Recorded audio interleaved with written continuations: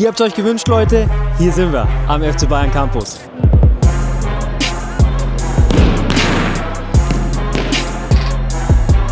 Das Schöne ist, dass mit Christoph, Winnie und mir 3 verantwortlich sind, die immer über die Jugend eigentlich kommen mussten. Und jetzt gilt es ja bei jedem Einzelnen, den richtigen Weg, den richtigen Schritt zu finden. Und es ist dann eben schön, wenn solche Spieler dann auflaufen und du hast Qualität. Heute ist Dienstag, morgen ist Champions League im Wohnzimmer gegen Saint-Gilloise. Da nehme ich euch dann natürlich mit ins Stadion, aber heute sind wir erstmal hier am FC Bayern Campus und schauen uns wirklich alles an, was es hier gibt. Wir gehen ins Skills Lab, das ist ein Fußball-Datenzentrum, da kann ich selber ein bisschen aktiv werden, darauf habe ich richtig Bock. Wir schauen uns die Zimmer hier an, die ganze Location, das Stadion, die Kantine, alles was dazugehört, alles was ihr sehen müsst. Mein Name ist Lukas und das ist der FC Bayern Vlog vom FC Bayern Campus. Let's go! Hier geht's rein und schaut mal, das ist der erste Blick aufs Gebäude. Hier links haben wir das Clubheim, ist unten noch ein Restaurant drin, wo man auch an den Spieltagen einkehren kann. Hier rechts Spielstätte, Stadion und geradeaus durch Akademie. Da haben wir einige Termine drin, treffen ein paar Leute, die uns heute hier rumführen.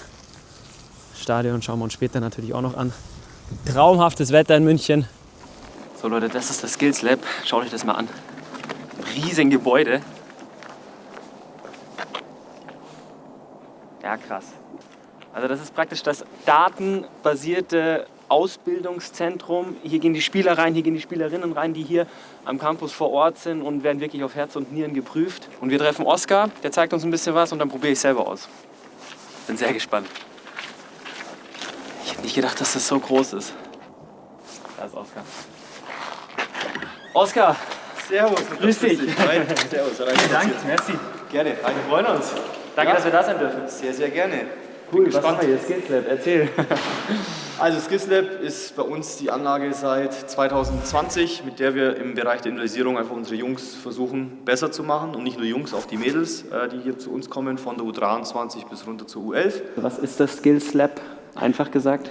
Das Skills Lab ist aktuell der modernste Fußballsimulator auf der Welt, wo du im Endeffekt technische und kognitive Fähigkeiten der Spieler verbessern kann. Jeder Spieler, Spielerin kommt 2-mal im Jahr zu uns, wo wir ein sogenanntes Screening durchlaufen mit den Spielern. Das ist im Endeffekt eine fußballspezifische Leistungsdiagnostik und das Ziel ist am Ende natürlich alle möglichst auf das Top-Level zu bringen und da haben wir eben sehr schöne Erfahrungen und Daten von Spielern, die es geschafft haben, wie jetzt Alex Pavlovic, Josip Stanisic, Lennart Kahl, Mike Die waren alle schon hier? Die waren alle schon hier, okay. Die sind da alle durchgelaufen und so, ja, versuchen wir eben datenbasiert gute Entscheidungen zu treffen und die Jungs zu begleiten. Klingt spannend. Zeigst du uns ein bisschen was? Sehr gerne. Sehr gut. Logisch. Reinspazieren, einmal geradeaus durch. Die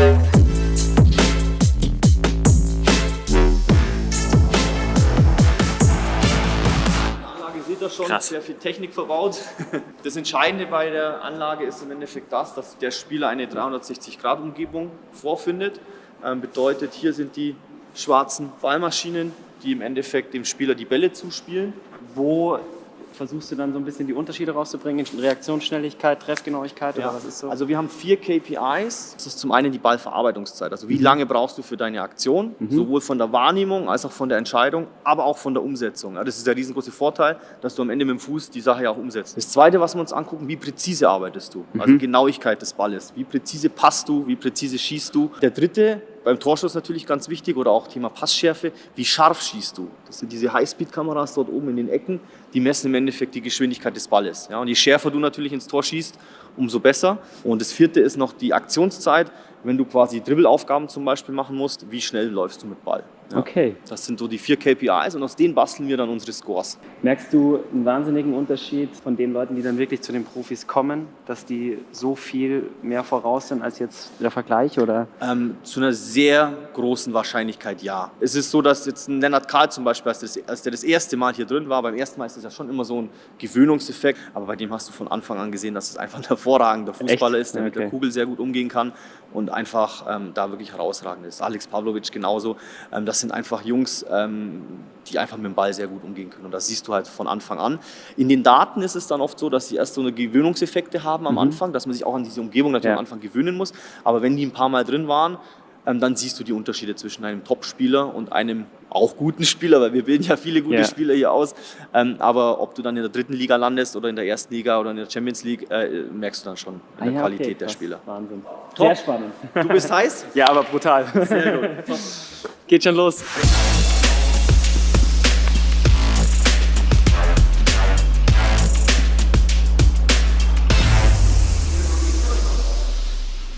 So Leute, nur mal um das ein bisschen einzuordnen. Also ich bin extrem gespannt. Ihr merkt, ich bin schon nach dem Aufwärmen ein bisschen aus der Puste. Bin aber eigentlich ganz fit. In der Jugend immer ganz ordentlich Fußball gespielt. Jetzt würde ich sagen so einfaches Kreisliganiveau. Also es passt schon. Hab mir natürlich auch zweimal das Kreuzband gerissen. Sonst wäre ich Fußballprofi geworden, ist auch klar. Das ist heute das Trainingsprogramm für dich. Quasi eine bestimmte Anzahl an Übungen zum Warm-up. Einfach so ein bisschen zum Reinkommen, zum Kennenlernen.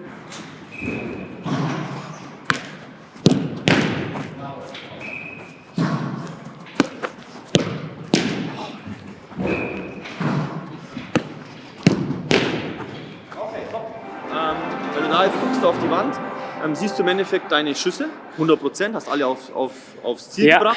Beim Durchschnitt hast du 6,2. Also die waren jetzt nicht alle perfekt in die 10, sonst hättest du da eine 10,0. Okay. Und die Handling Time sagt quasi aus, wie schnell du das gemacht hast. Okay. Dadurch, dass wir jetzt im Aufwärmen, im Trainingsbetrieb sind, kannst du auch da nochmal gucken, ja, wie deine Schüsse oder deine Pässe quasi waren. Witzig, okay. Okay, und das hat Sieht man das Trefferbild. Genau, das ist Schüler halt auch. Mein Angebot, genau die gleiche Übung, einfach nochmal und versuch's besser zu machen. Okay. Ja?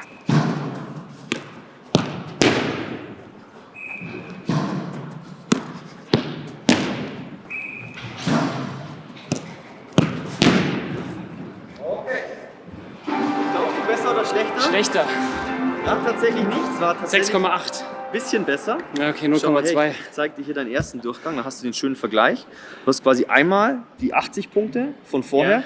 Jetzt hast du insgesamt 85 Punkte gemacht. Weil du warst jetzt ein bisschen schneller als vorher. Okay. Und die du angebracht hast, einer war zwar ganz daneben, Einer war dafür, raus. aber dafür waren die anderen, die du angebracht hast, waren genauer ganz als gut. vorher. Okay. Deswegen warst du insgesamt ein bisschen besser. Ja, witzig. Verstanden? Ja, okay. Ja, Und so kannst du natürlich einem Spieler super gut die Entwicklung halt auch an Daten einfach ganz gut zeigen. Was Ja? macht das Thema Nervosität? Beim ersten Mal natürlich, wenn die reinkommen, sind sie natürlich erstmal geflasht, auch bei Gastspielern. Ja. Im Scouting nutzen wir das Ganze natürlich Ja. auch. Die sind beim ersten Mal natürlich schon immer ein bisschen am Bibbern. Aber je öfter du hier bist, ist es halt deine normale Trainingsumgebung. Und dann magst du dich natürlich schon gerne betteln, ja, natürlich. Aber insgesamt haben die Jungs dann Spaß, wenn sie hier sind und versuchen eben fokussiert an ihren Themen zu arbeiten. Ja. Versuch mal die 328 zu knacken. Das ist der Campus All-Time-Bestwert. Und den versuchst du jetzt zu knacken. Die Bälle kommen, Da hab ich wenig Hoffnung. Bälle kommen ein bisschen schärfer raus. Okay. Und du versuchst im Endeffekt die Bälle wieder anzubringen. Das Ziel Aber ist ein gleiches bisschen Thema. Genau das gleiche. Okay. Bälle kommen ein bisschen schärfer. Auf geht's, viel Spaß. Oh ja. Oh ja.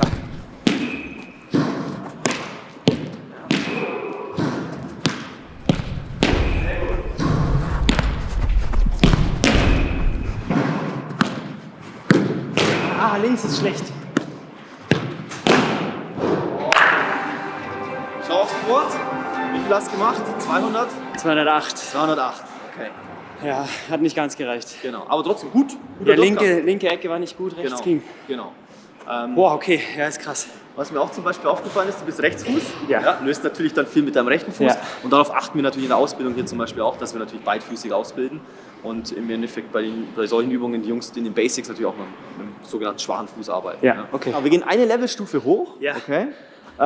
Könnte, wie gesagt, auch ein bisschen anstrengend werden, aber trotzdem können wir uns den historischen Vergleich mit Paul Wanner angucken. Sehr Weil gut. Paul Das Wanner, machen wir auf jeden Fall. das ist, glaube ich, ein Begriff. Ja. Und der Paul hat hier den Highscore beispielsweise Ach, krass, in der okay. Übung.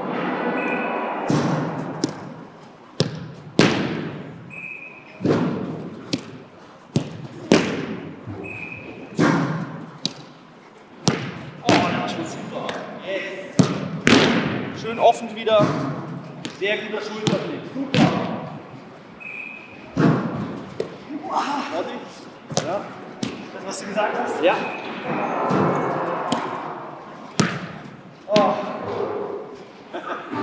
Gut so. Danke. Erstmal durchschnaufen. Okay. Alles gut. Ja, man merkt, einer falsch, Ja, dann kommst dann du hakt es an der Disziplin. Genau, kommst du ein bisschen in den Teufelskreis dann. Jetzt hattest du ziemlich viele Timeouts auch. Schau mal Ja. da zum Beispiel.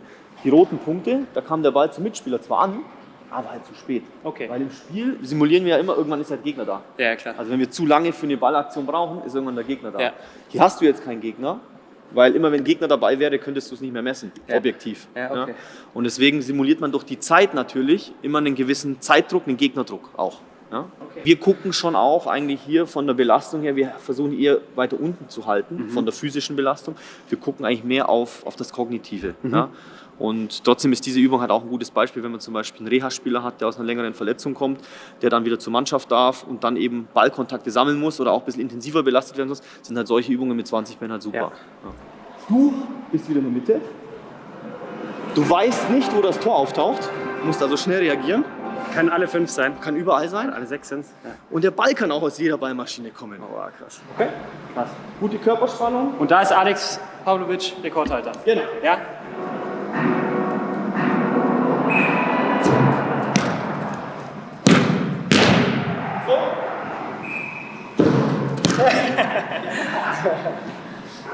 Zählt sogar noch. Hast sogar noch Punkte gekriegt. Ja. Halt.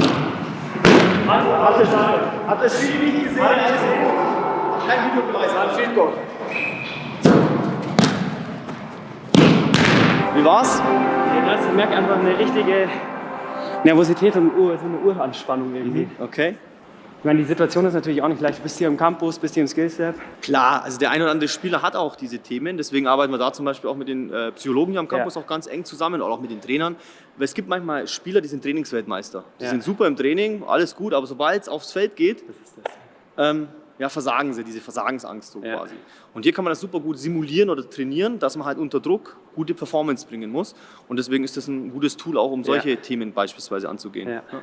Ja, krass. Hast du noch Lust, ein letztes Mal Packen wir jetzt noch. wirklich nochmal einen Alex versuchen zu schlagen? Okay? Yes. In dieser Übung. Geil. Arena-Flair am Campus. Geil.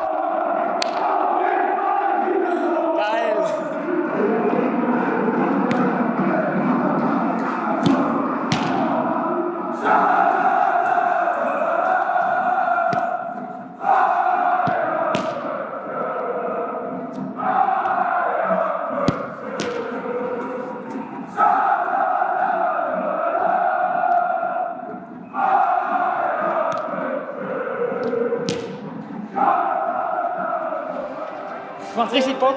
Du hast deinen Score von vorher geschlagen. Vorher hattest 61. du 40, Okay. jetzt hattest du 56. Ja, ganz klar, da merkt man bei mir im Kopf, dauert einfach alles viel zu lang. Wahnsinnig überfordert, versuchst dich auf alles zu konzentrieren. Ja. Dann leidet der Abschluss. Wie war es mit dem Stadionsound? War es nochmal schwieriger? Also hat mir jetzt Bock gemacht, klar, ich habe keine Drucksituation, aber ich kann mir schon vorstellen, es macht noch mal was. Gell? Ja. Den Nachteil hast du halt auch, dass du die Ballmaschine auch später hörst. Genau. Dadurch noch schwieriger die Aufgabe quasi wird. Deswegen Respekt.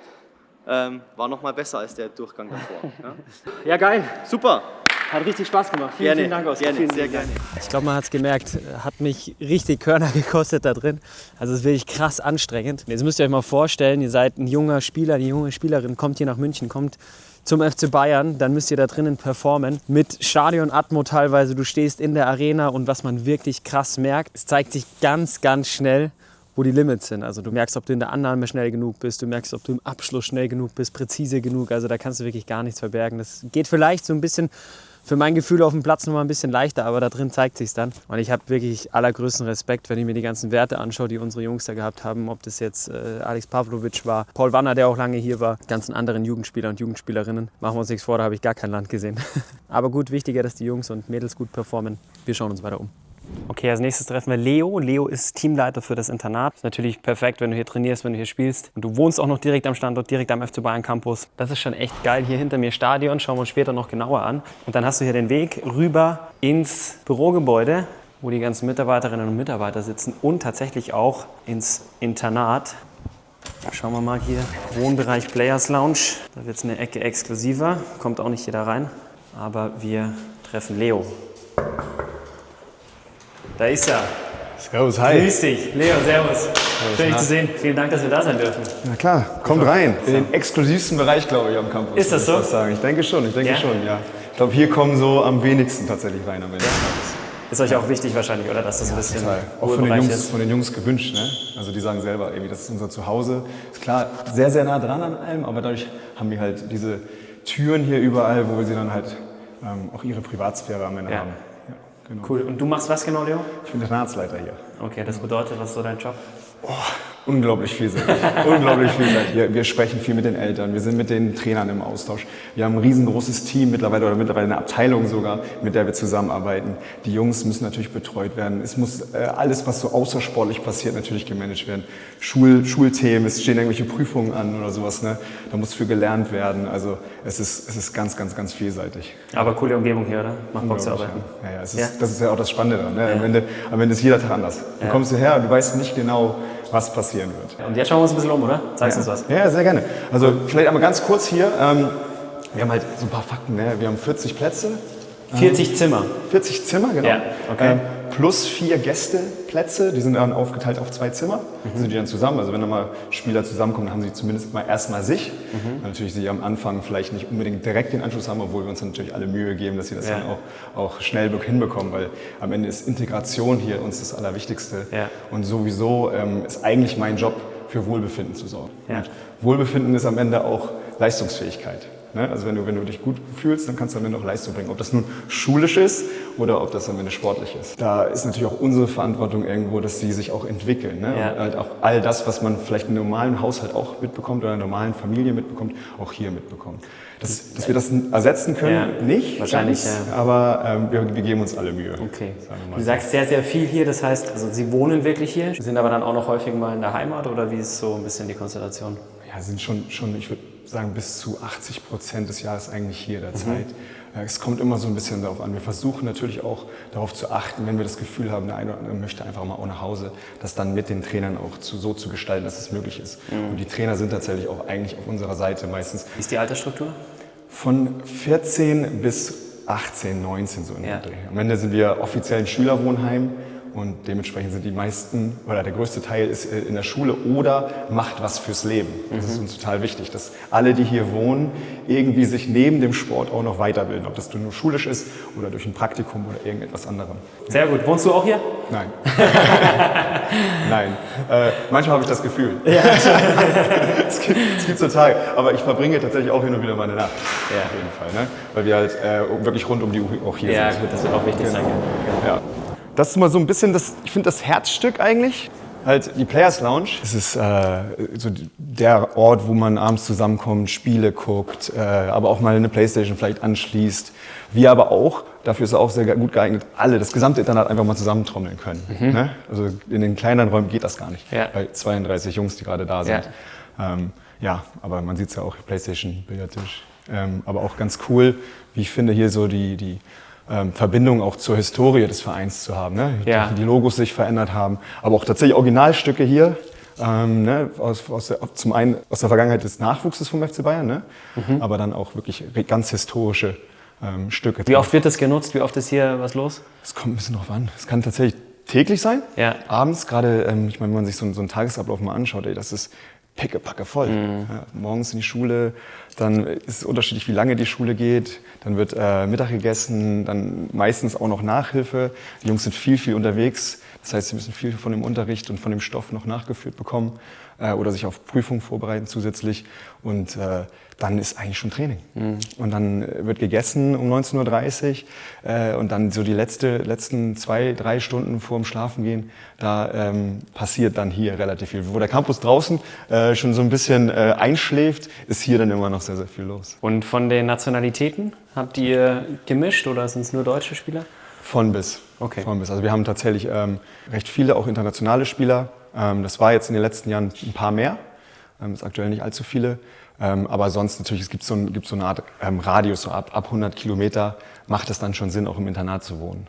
Ja, weil es ist, um halt einfach auch so ein paar Dinge auch zu erleichtern im Alltag. Ne? Weil sonst irgendwie, wenn du am Tag 2, 3, 4 Stunden, manchmal vielleicht sogar irgendwie einfach nur in der Bahn sitzt. Ja, klar. So viel Zeit bleibt dann gar nicht mehr wahrscheinlich. Gell? Genau.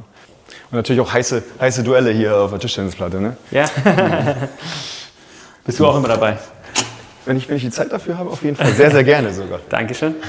Ich zeige euch mal noch einen Aufenthaltsraum ganz gerne hier. Du hattest gerade angesprochen, ob ich hier wohnen würde. Tatsächlich wohnt hier jemand. Weil wir sind natürlich auch echt rund um die Uhr hier im Einsatz und die Sandy ist dann auch in der Nacht halt sehr häufig hier. Ne? Und ist so ein bisschen die Hausmama und kümmert sich die Jungs dann, nachdem wir abends weg sind. Okay. Das Team, genau. Apropos Lovro. Genau. Das ist, Servus, grüß dich. Hi.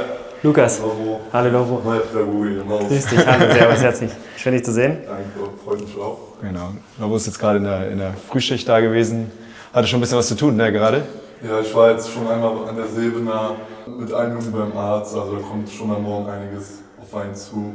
Also so am Morgen, wenn es heißt, ab in die Schule, aber jetzt wieder Durchmaus.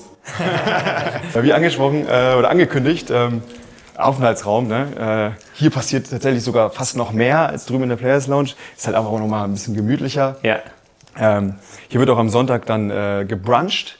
Echt? Das ist ganz bewusst brunchen, weil wir dann wirklich hier in so einer Art familiären Atmosphäre morgens hier das Frühstück vorbereiten. Und da gibt's auch mal Pancakes, wenn es geht, muss man natürlich dazu sagen. Aber ja, das ist wirklich der Ort, so, wo dann alle peu à peu morgens dann so eintrudeln. Und das ist so eigentlich fast, würde ich sagen, meine Lieblingszeit. Also wenn ich hier bin, dann, weil da wurden die Spiele meistens gespielt und alle haben irgendwie so mal wirklich den Kopf frei, auch hier sich ein bisschen auch zu entspannen und ein bisschen zu erzählen von sich und was gerade die Jungs auch irgendwie so beschäftigt. Das ist immer ein sehr, sehr guter Zeitraum dafür. Das ist immer ganz cool. Cool. Und alle Sportler, wahrscheinlich alle Fußballer oder viele Fußballer, die hier arbeiten, oder?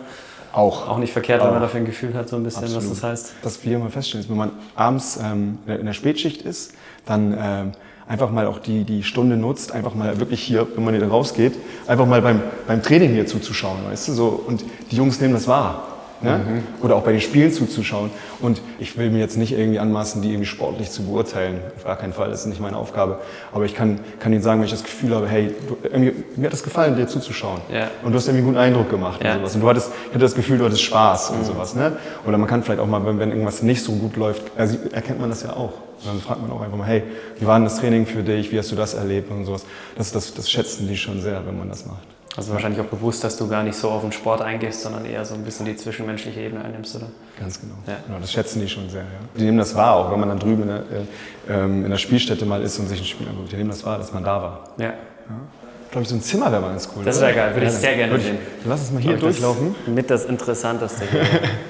Ja, ich hab da was vorbereitet. Du hast mal was vorbereitet. Wie viel sind frei aktuell? Wenn du heute Nacht bleiben möchtest, ne, sagst du Bescheid. Also wenn man da drüben mal rüberschaut, guck mal, da wo das Milchglas so zur Hälfte ist, das sind 2 Gästezimmer. Da sind jeweils 2 Betten drin. Weil wir haben ja immer mal Spieler auch, die einfach mal zur Probe da sind, um sich das hier anzugucken, aber auch damit wir sie kennenlernen können. Das finde ich auch immer ganz schön, wenn man das macht und irgendwie ein Spieler ist interessant für den FC Bayern geworden. Wir lernen den kennen, wir haben ein umfangreiches Integrationssystem, wo wir wirklich von ganz früh schon versuchen, uns mit den Jungs zu beschäftigen, die dann hierher kommen, sie dann auch mal hier Probe wohnen lassen, sodass wir uns wirklich auch auf sie einstellen können. Wenn die hierher kommen, sagst du, ey, das bedeutet, du musst zur Schule gehen, du hast hier dann deine Nachhilfe, wo du da sein musst, du machst deine Wäsche selber, ne? Und das ist sehr, sehr Wäsche wichtig. müssen Sie selber machen? Ja, das ist kein Hotel am Ende, gell? Nee, genau. Wollt ihr wahrscheinlich auch nicht. Nee. So Selbstständigkeit, Erziehung, was weiß ich, alles. Da geht das dann halt schon direkt los. Das heißt, die waschen und es ist mal ein bisschen chaotisch, mal ein bisschen besser. Aber meine Jungs sind 14 Jahre alt, 15 Jahre alt. Ne? Dass sie es schon machen, ist auch schon super. Dass sie es früh lernen und irgendwann fangen sie auch tatsächlich an zu kochen, einige. Wir versuchen das auch immer so ein bisschen auch zu begleiten. Hier ist auch schon hin und wieder mal der Feuermelder mal angegangen. Und so. Kennt man, also ist mir auch schon mal passiert. Als man selber ausgezogen ist, waren die gleichen Themen wahrscheinlich. Ja, richtig. Und hier ist dann die 2. Etage. Das Internat auch hier, exklusiver Zugang. Tatsächlich sind wir jetzt hier auf dem, ich nenne ihn mal Ü18-Flur. Okay. Das heißt, hier sind die etwas älteren Spieler. Kommt gerne mal rein. Das sind alle relativ standardmäßig eingerichtet. Genau, nicht alle haben die Bayern-Bettwäsche, aber einige. Ja. Aber es darf sich jeder dann auch so ein bisschen individuell einrichten wahrscheinlich, oder? Absolut, ja. Wir haben so einen kleinen Bestand auch an Möbeln. Wenn Sie irgendwie was brauchen, irgendwie so mal einen Sessel sich reinstellen wollen, können wir das auch machen.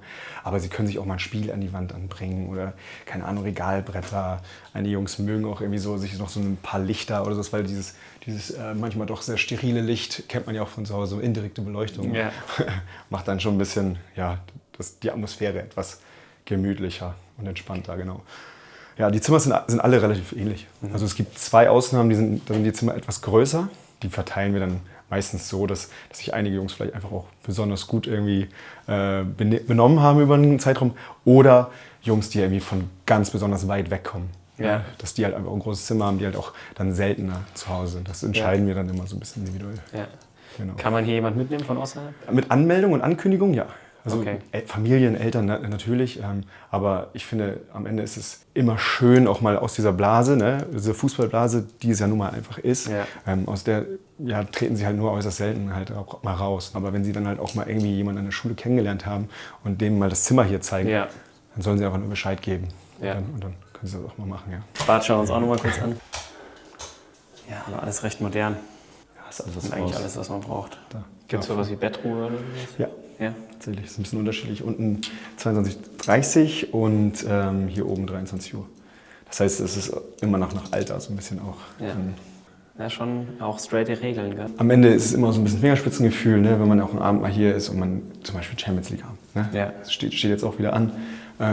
Dann, wenn Sie nicht im Stadion sind, gucken Sie natürlich die Spiele hier, die Auswärtsspiele. Und dann geht ein Spiel natürlich ein bisschen länger als jetzt 23 Uhr. Ja. Und das wird dann natürlich auch noch geschaut. Das ist halt irgendwie so ein bisschen hier noch Raum für dann auch differenzieren. Ne? Also wenn irgendwie der Raum mal zu voll ist, dann kann man auch hier rausgehen und in Ruhe auch ein bisschen was arbeiten. Welche Rolle spielt das Thema Druck?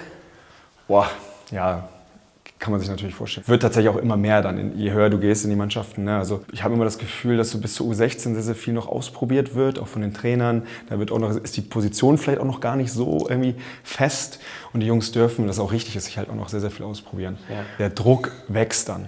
Ne, mit der U17, da ist die Aufmerksamkeit eine ganz andere. Und dann Richtung U19, jüngerer Jahrgang U19. Wenn du da dann spielst, dann hast du meistens irgendwie schon eine ganz gute Rolle. Ne, und da kannst du dich sicher fühlen. Das heißt, wir hatten vorhin über Wohlbefinden gesprochen. Das Sportliche hängt auch immer sehr, sehr eng auch mit dem Wohlbefinden zusammen. Und dann ist es natürlich irgendwo auch unsere Aufgabe, bei den Jungs, wo es vielleicht auch mal nicht so läuft, einfach auch zu unterstützen und zu helfen und auch zu sagen, hey, wenn es mal nicht läuft, ist es vielleicht auch einfach für dich eine gute Phase. Da kannst du ja auch lernen, einfach, ne? Ob das nur eine Verletzung ist oder einfach auch vielleicht einfach mal ein Hänger für eine gewisse Zeit.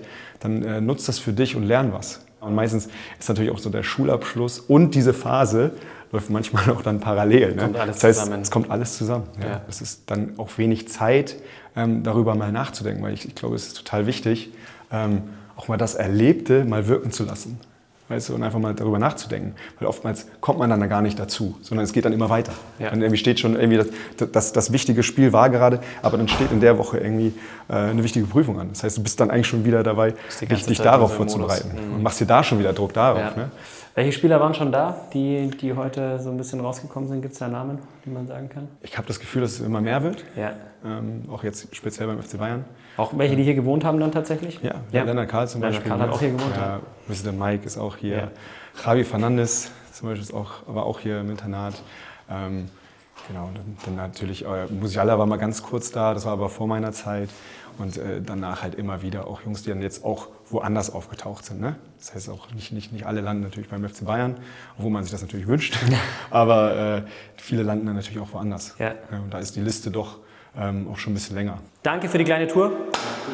Alles Gute und bring uns noch ein paar Talente raus. Menschlich erzogen. Ich bin dabei. Für den Fußball sorgt der Rest dann hier. Danke.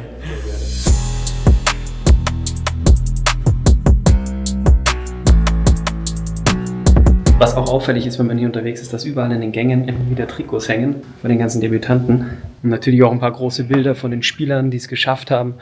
Viele, die hier rausgekommen sind aus dem Campus, gibt es einige Namen.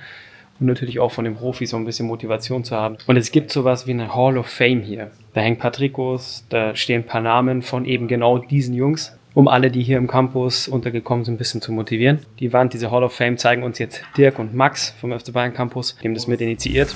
Dirk, Hey, Lukas. grüß dich, servus. Hi. Servus, grüß Aber die dich. Ehre, grüß dich, servus. Hall of Fame, here we are.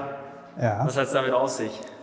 Naja, wir hatten eigentlich über einen längeren Zeitraum uns überlegt, wie wir mal unsere Erfolge bildlich darstellen können, so dass es auch jeder sehen kann. Wir haben einmal hier die Spieler, die in einer Profiliga gelandet sind, und dann haben wir eben auf diesen Wänden Trikots von Debütanten. Da kennt man doch den einen oder anderen. Genau. Jamal war halt, wie soll man sagen, der ist halt im Schnelldurchlauf hier durchgerannt. Der kam als U17-Spieler und hat innerhalb einer Saison, das war damals die erste Corona-Saison, war er am Ende ja sogar im Kader von Hansi Flick und ist mit zum Champions-League-Finale geflogen. Alex ist ein klassischer Campus-Spieler, der alle Jugendmannschaften durchlaufen hat. Josip kam, glaube ich, zu U16 oder zu U17 zu uns aus Fürstenfeldbruck. Lennart kam zu U15 zu uns. Und Angelo, der hat damals ab U9 bei uns gespielt. Also das sind schon Spieler, die auch lange bei uns waren. Jamal eben, weil er so gut war, ist im Schnelldurchlauf hier durch. Dann haben wir hier drüben Spieler, die bis vor kurzem noch bei uns waren. Ari gehört uns ja noch jetzt zur Leihe in Heidenheim, macht es da richtig gut. Geht da den nächsten Schritt. Franz ist im Sommer erst zu RB Salzburg gewechselt. Paul war bis Sommer auch bei uns. Naja, und hier, die Wand war im Sommer noch verwaist. Und knapp 6 Monate ist es schon voll, weil wir 4 Debüts haben in der aktuellen Saison. Also an dieser Wand hängen immer die Spieler, die in der aktuellen Saison ihr Debüt gefeiert haben. Den Lennart haben wir schon rübergehängt jetzt mittlerweile, damit wir hier Platz haben. Platzierung ist ja auch speziell, oder? Direkt bevor es zum Wohnbereich geht. Also man muss eigentlich zwangsläufig immer wieder vorbeilaufen. Der Raum hat tatsächlich schon auch eine Bedeutung. Zum einen, weil dahinter direkt das Internat ist. Jeder, der hier zu Besuch ist, läuft hier durch. Der rüber ins Stadion läuft, über die Brücke läuft hier durch. Und hinter diesem Raum finden Vertragsverlängerungen statt. Also jeder neue Spieler, der hier seinen Vertrag unterschreibt, kommt erstmal hier in diesen Raum und sieht das natürlich. Was für eine Wucht auch hier am Campus mittlerweile da ist. Ja, wir haben jetzt hier auf der Wand, wir sehen es oben rechts, wir haben mit Jahrgang 1998 angefangen. Das war der erste U20-Jahrgang sozusagen mit Campuseröffnung 2017. Und wir haben das so definiert, dass wir gesagt haben, wenn jemand mindestens 30 Spiele macht, in einem gewissen Ligenniveau, dann ist er für unser Profi und dann hängt er auch hier an dieser Wand. Tier 1 Spieler sind für uns alle Spieler, die sind in den Top 5 Ligen in Europa, schaffen auf 30 Pflichtspiele zu kommen, also sprich in Deutschland, England, Italien, Spanien oder eben auch in Frankreich. Dann Tier 2 haben wir die zweiten Ligen in den Top 5 Ländern plus eben ergänzende Ligen wie zum Beispiel die österreichische erste Liga und unten dann eben das Drittliganiveau. Wir haben jetzt aktuell 70 Spieler an der Wand, beginnend eben mit Jahrgang 98 mit Friedl oder Dorsch und jetzt ganz neu bis hin zum Jahrgang 2008 mit Lennart, der jetzt im Moment der jüngste Spieler dann hier auf dieser Wand ist. Ich glaube, fast jeder Zweite schafft's. Genau, fast jeder Zweite, also knapp 50% unserer Absolventen werden Profi im Moment, was, glaube ich, ein außergewöhnlich guter Wert ist. Und das bemessen wir so, dass wir immer beginnend ab der U17 danach ausgehen. Also wenn ein Spieler zu uns in den Leistungsbereich kommt, dann ist er im Ranking mit inkludiert und dann schauen wir uns an, schafft er den Sprung im Profifußball oder nicht. Wie ist das, wenn man das mit anderen Akademien vergleicht? Habt ihr da Werte? Habt ihr da Einblick? Haben wir. Ja, du lachst also Aber gut. nee, stehen wir schon gut da. Gerade auch national, glaube ich, zählen wir zu den Top-Akademien in Deutschland. Ja. Da sind wir auch stolz drauf und vergleichen uns dann natürlich auch immer national, international. Wir haben in Tier 3 ein paar Spieler, die hochgehen werden. Noel macht es ja richtig gut in Hannover, der ist kurz vor der 30. Maxi Henning ist Stammspieler, erste österreichische Liga. Also da ist Dynamik in dieser Wand und wir updaten das so circa einmal im Monat. Gibt es mal den einen oder anderen, der hier vielleicht auch mal stehen bleibt, mal drauf schaut, was so seine Vorgänger gemacht haben? Wir haben das Feedback von den Internatsspielern, dass das für sie schon beeindruckend ist und dass das auch motiviert. Den Sinn und Zweck, zum einen, dass wir darstellen wollten, wie gut wir sind, aber auch für unsere Internatsspieler und Spieler, die vor Ort sind, zu zeigen, hey, schaut mal, bei uns ist die Tür wirklich offen in den Profifußball oder sogar zu unseren eigenen Profis. Der Effekt ist auf alle Fälle auch da. Max, merci. Ja. Hoffen wir mal, dass noch ein paar dazukommen. Dankeschön, Dankeschön. Eine Sache, die auch ganz wichtig ist am Campus, wir haben schon oft gehört heute, ist natürlich neben der ganzen fußballerischen Geschichte auch so ein bisschen das Überthema Erziehung, Ausbildung, Schule etc. Wir haben es vorher von Leo schon gehört. Jetzt haben wir gerade nochmal die Info bekommen, dass geübt wird, dass nochmal ein bisschen ein Nachhilfeunterricht stattfindet mit den Jungs, die hier wohnen. Schauen wir auch nochmal ganz kurz rein, wollen sie ja nicht lang stören, aber zeige ich euch auch mal schnell.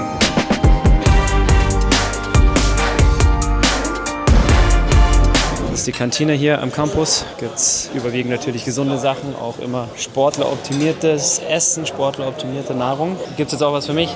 Danach geht's weiter. Essen war sehr gut. Nudeln, Salat, alles was dazugehört für eine gute Sportlerernährung. Jetzt treffen wir Per und Per zeigt uns mal das ganze Gelände. Alles was dazugehört mit Stadion und allem drum und dran. Weg wieder rüber ins Stadion. Schaut mal hier über uns. Das ist der Tunnel, wo wir vorher durchgelaufen sind. Dann da ist Per. Hallo. Grüß dich. Servus. Hi. Vielen Dank, dass du Zeit für uns hast. Ja klar, kommt rein. Machen einen kleinen Rundgang. Ja, willkommen in der Spielstätte. Spielort für U17, U19, Bundesliga, Youth League, Frauen-Bundesliga, Champions League. Also hier passiert's. Cool. Das ist so ein bisschen Ankommen, Kabinenbereich, bevor es rausgeht. Also hier gehen die Mannschaften auch aufs Feld raus, oder? Genau, also hier geht's rechts, links weg in die Kabinen und man trifft sich hier nochmal für den finalen Check mit den Schiedsrichtern und dann geht's raus zur Eckfahne und wenn die Musik losgeht, geht's aufs Spielfeld. Sieht schon sehr geil aus. Heute natürlich perfekt mit dem Sonneneinfall. Und Pierre, was ist deine Aufgabe genau? Ich leite das Teammanagement bei uns am Campus von der U11 bis zu U23, den Spielbetrieb. Das heißt alles, wo der Ball rollt, wo irgendwas organisiert wird rund um den Spieltag rum, läuft eigentlich bei mir zusammen in meinem Team. Also am Wochenende viel zu tun. Bist du auch immer bei den Spielen dabei? Versuche ich, ja. Können wir einmal in die Heimkabine hier reingehen? Ja. Die schönere Seite. Wie in der Arena. Ja.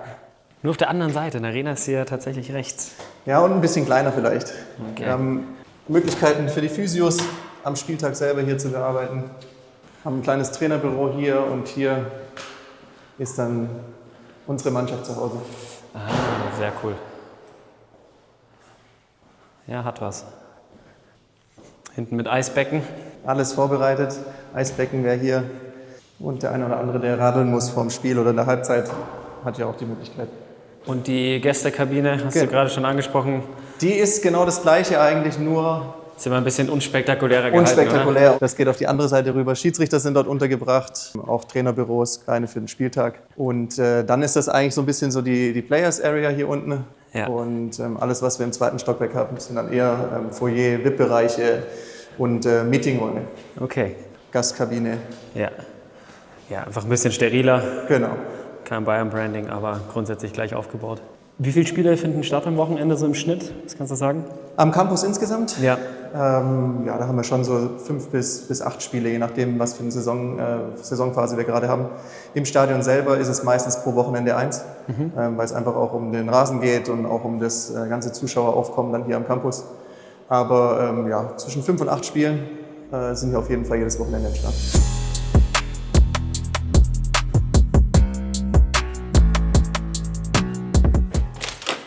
Für dich. Vielen Dank, where the magic happens. Jawohl.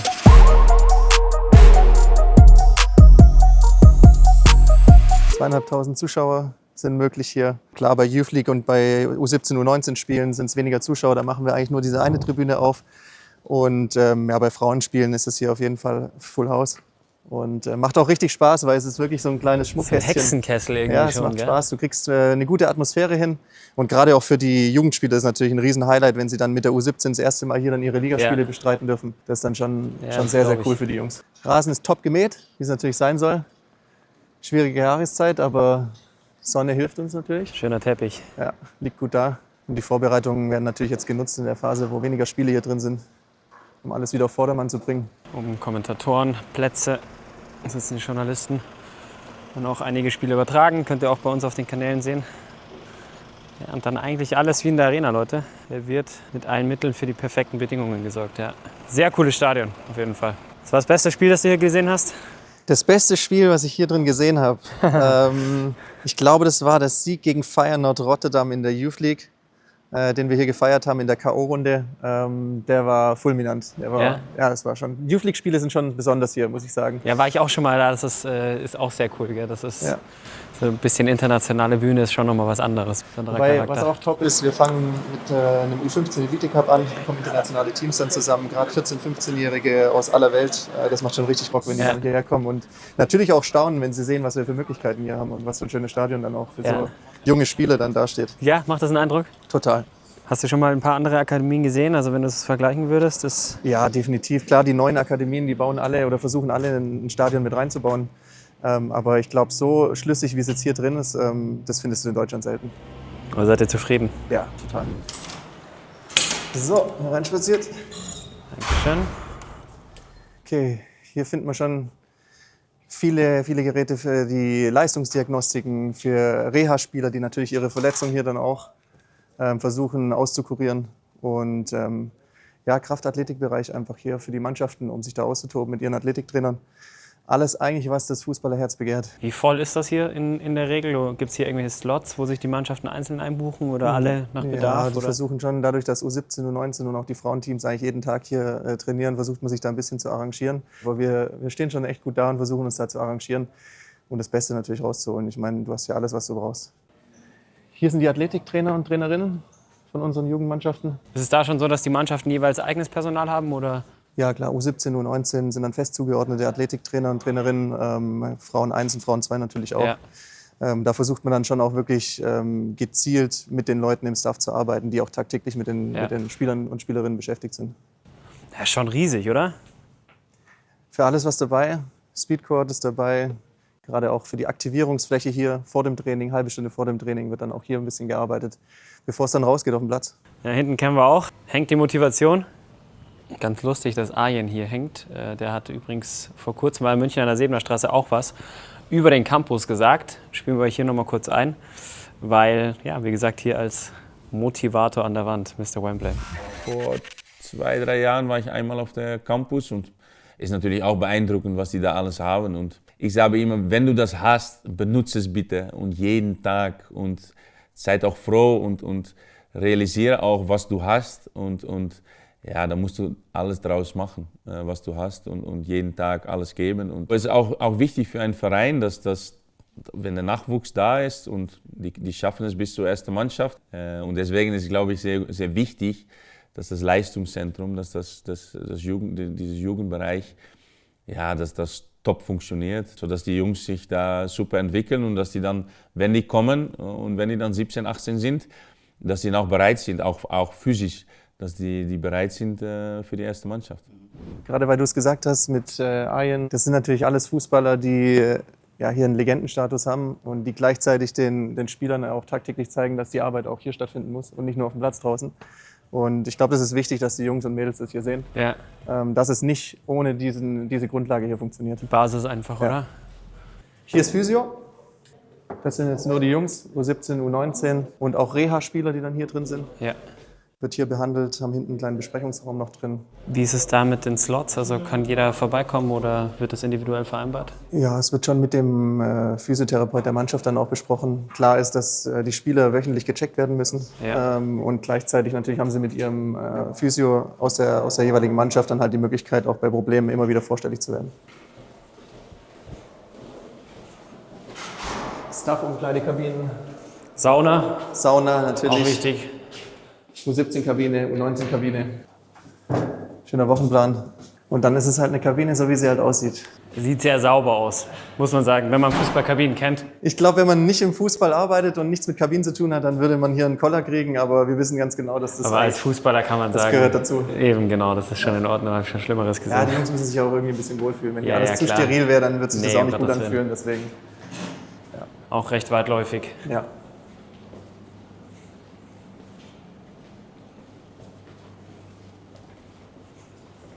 Hier haben wir noch die Bikes, die Fahrräder, um noch regenerativ zu arbeiten.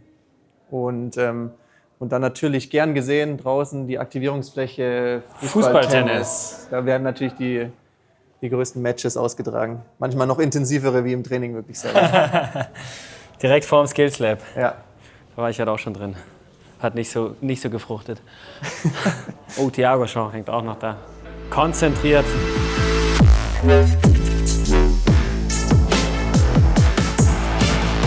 Mit dem Stadion, sind wir hier bei 8 Trainingsplätzen plus noch eine Freifläche.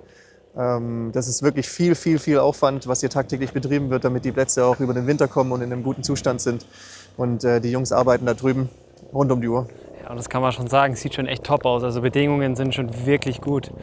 Auch von den Wegen her habe ich so das Gefühl, oder? Ja, doch, definitiv. Alles recht kurz. Ja, hast kurze Wege, bist schnell auf deinem Platz. Nach der Ja. Aktivierung hast du hier nochmal einen Überblick über die verschiedenen Plätze. Wir haben hier 3 Naturrasenplätze mit Platz 6, 7 und 8.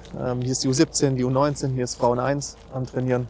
Das ist ein Athletikbereich hier. Hinten nochmal Kunstrasenplatz. Und hinterm Stadion nochmal ein weiterer Kunstrasenplatz, aber gerade wichtig für die Winterzeit jetzt, dass du da auch noch ausweichen kannst. Und wie macht ihr es von der Zuteilung? Hat jede Mannschaft so einen fixen Platz oder je nach Bedarf? Ja, ich würde sagen, also die U17, U19 und die Frauenmannschaft, die haben ihre feste Zuteilung. Ja. Die sind definitiv auch nur auf diesen Plätzen hier unterwegs. Die jüngeren Mannschaften, gerade U11 bis U16, die wechseln immer ein Stück weit auch, je nachdem wie die Rasenqualität an dem Tag dann auch ist, wie der Bedarf ist. Nicht jede Mannschaft braucht einen kompletten Platz in jeder Trainingseinheit. Ja. Und da schaut man dann, dass man sich immer ein bisschen arrangiert. Von den Tageszeiten wird viel tagsüber trainiert oder mehr abends? Mehr abends, aufgrund der Schule natürlich. Ja. Das heißt, wir versuchen die Jungs dann so früh wie möglich natürlich hierher zu bekommen, aber das wird meistens so gegen 5 Uhr erst sein. Die Frauen trainieren tagsüber. Genau, Frauen 1 trainiert tagsüber, vormittags ähnlich wie die Herrenprofis. Ja. Und die zweite Mannschaft ist auch abends. Das sind sehr, sehr junge Spielerinnen, deswegen auch schulpflichtig. Ja. Was haben wir hier noch? Die Dreifachhalle, Basketball U11 bis U15 untergebracht. Und ja, auch eine super Möglichkeit, um direkt an den Trainingsplätzen der jüngeren Mannschaften sich umzuziehen.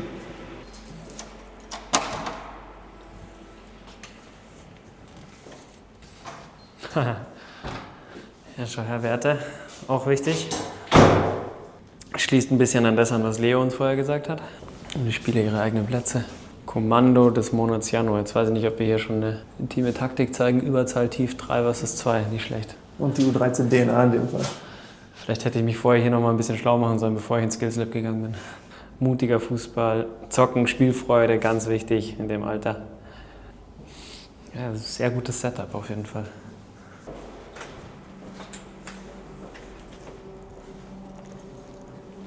Hier ist das komplette Material untergebracht von den Mannschaften U11 bis U15.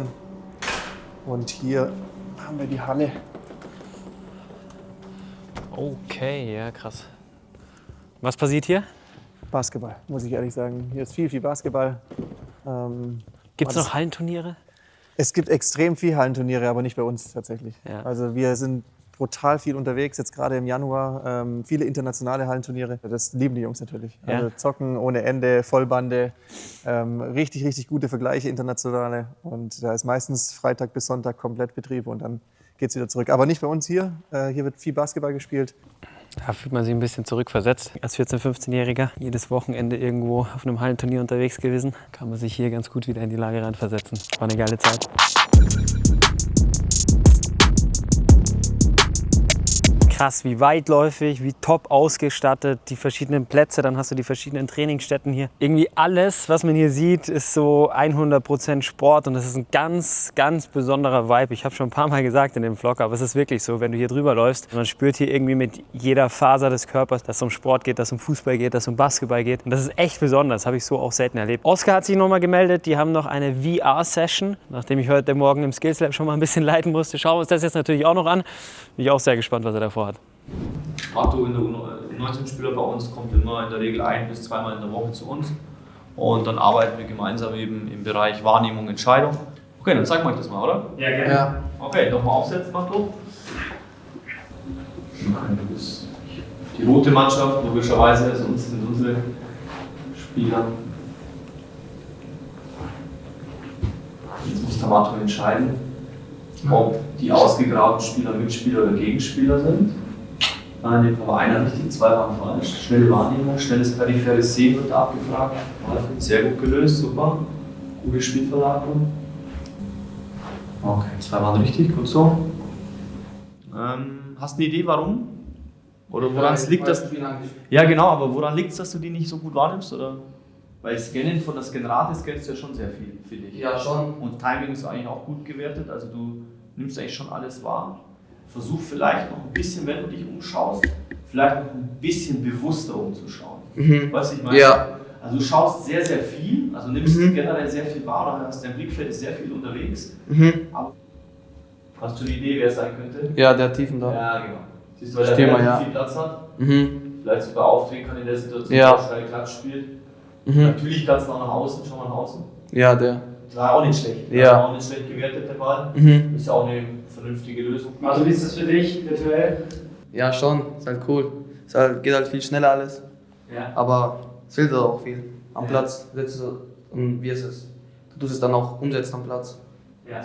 Es hilft halt viel. Machst du es gerne, so virtuelles Training? Ja, schon. Ja? Ja, viel Ja, Training, also. ja. Schon geil. Ist nicht so anstrengend, gell? Aber für den Kopf ist schon Ja, aber anstrengend. viel drehen, ja. Ist klar. So, einmal aufsetzen, so dass du das bequem sitzt. Auf die, ja. Du siehst, wo der Ball ist. Versuch mal den Ball zu finden. Vorne. Ja, genau, der Gegner hat den Ball gerade noch. Jetzt ist eine Awareness-Aufgabe. Schau dich um. Und ich muss von dem schauen. Genau. Draufklicken mit A. War das ein Mitspieler oder war es ein Gegenspieler? Ja, zweimal falsch, einmal richtig. Und Spiel ist wieder am Laufen, Ball am Fuß.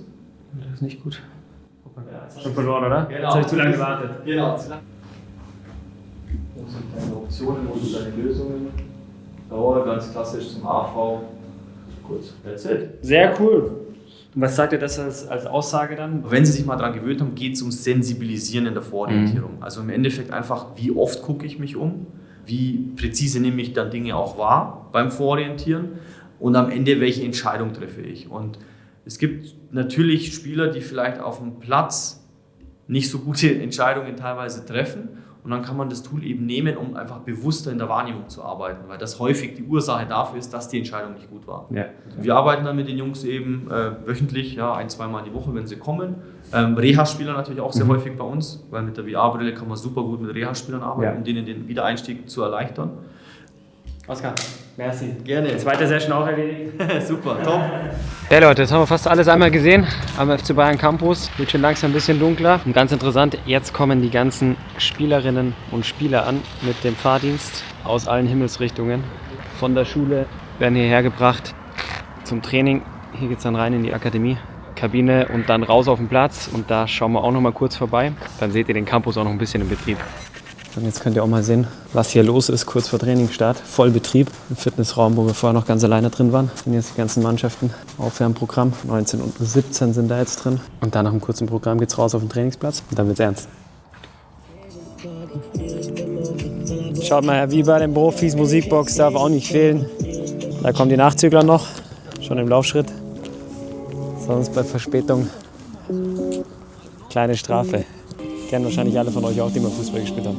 Okay Leute, das war unser Campus-Part von diesem Vlog, Teil 1 von diesem Vlog. Morgen geht es weiter nochmal in der Arena zum Champions League Spieltag, weil wir euch ein bisschen die Reise zeigen wollen. Also alles fängt hier an am FC Bayern Campus und wenn es dann richtig gut läuft, dann geht es ein paar Kilometer weiter. Das ist nämlich auch sehr speziell, Entfernung sehr kurz, in die Allianz Arena. Das ist das große Ziel hier am FC Bayern Campus. Das ist unglaublich, was für eine Energie die Leute hier haben. Sie arbeiten alle gemeinsam für das eine Ziel, die Jungs und Mädels hier auszubilden, um sie dann wirklich in die Profimannschaften zu bringen. Und das merkt man hier bei jedem Mitarbeiter, bei jeder Mitarbeiterin. Nicht umsonst haben wir jetzt auch die aktuellen Jugendspieler im Kader der Profimannschaft. David Santos Daiba, Cassiano Chiala, Felipe Chavez, Wisdom Mike. Das sind alles Jungs, die hier angefangen haben, die den Weg geschafft haben und noch viele mehr. Ihr habt es vorher gesehen in der Hall of Fame. Und dann natürlich die den Durchbruch schon geschafft haben. Jamal Musiala, Josip Stanisic, Alex Pavlovic, Lennart Kahl. Um jetzt nur mal von denen zu sprechen, die beim FC Bayern gelandet sind. Also das läuft echt richtig gut. Geiler Tag am FC Bayern Campus. Ich hoffe, euch hat es auch gefallen. Morgen machen wir weiter mit Champions League. So Leute, heute wird's ernst. Matchday zu Hause, 21 Uhr, Champions League Abend in München im Wohnzimmer. Und bevor ich gleich in die Arena fahre, bin ich nochmal hier zum Campus gekommen, weil eine Sache wollte ich euch noch zeigen und das kommt am besten zur Geltung, wenn es dunkel ist und natürlich am besten an so einem Abend wie heute. Ich habe es kurz schon mal angerissen. Hier hinter mir wird trainiert. Hier hinter mir ist der FC Bayern Campus. Der ganze Kosmos, den ich euch hier im Vlog gezeigt habe. Und es gibt eine Sache, die ist wirklich noch sehr speziell. Mit dem Auto dauert es von hier aus exakt 7 Minuten und dann bist du in der Arena, dann bist du im Wohnzimmer. Man kann es auch zu Fuß laufen in unter einer Stunde. Fakt ist, das Ganze liegt extrem nah beieinander. Und wenn man genau schaut am FC Bayern Campus, dann erkennt man die Arena sogar von hier. Ich zeige es euch mal, hier hinter mir, Trainingsplatz, wird gerade trainiert. Dann gehen wir ein paar Meter zum Zaun und hier hinten am Horizont seht ihr die rote Allianz Arena, rot leuchten, also absolut in Sichtweite hier von den Trainingsplätzen. Und das ist schon echt geil. Du trainierst hier, du spielst hier, du wächst auf als Fußballer, als Fußballerin. Und da hinten siehst du die Arena. Das ist eine krasse Motivation. Und jetzt fahren wir rüber und schauen speziell den Jungs, die hier groß geworden sind am FC Bayern Campus, nochmal ein bisschen zu, wenn sie sich fürs Champions League Spiel vorbereiten. Ein paar Minuten später, man ist da vom FC Bayern Campus. Dieses Stadion, man kann sich einfach nicht dran gewöhnen. Es ist immer wieder geil, hier reinzufahren. Perfekt in Rot, so gehört sich's.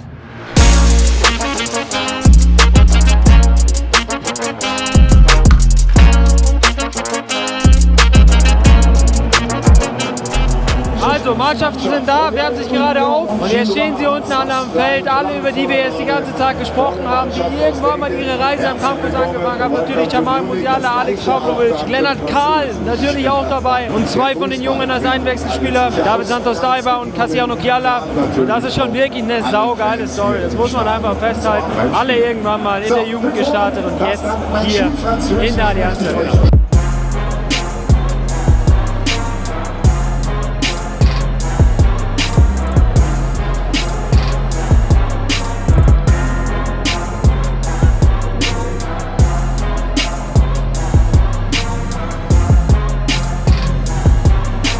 Wollen wir nur noch ein gutes Spiel, Sieg wäre wichtig, dann schaut es richtig, richtig gut aus für uns. Aber Leute, da sehe ich gar kein Problem.